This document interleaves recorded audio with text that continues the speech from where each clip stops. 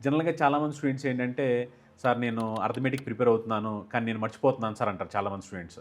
కొంతమందేమో నేను non maths background sir, నాకు మ్యాథ్స్ వచ్చుద్దా? నేను మ్యాథ్స్‌లో మార్క్స్ స్కోర్ చేయగలనా? అని అంటూ ఉంటారు. మీరు ఆల్రెడీ చందన్ లాయర్స్‌లో క్లాసెస్ విన్నారు కాబట్టి, మీరిచ్చే సజెషన్ ఏమిటి?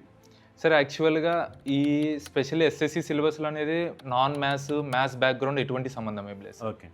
ఫస్ట్ మనం ఎంత క్లియర్‌గా మనం బేసిక్ కాన్సెప్ట్స్ అనేది అర్థం చేసుకుంటున్నామా లేదా?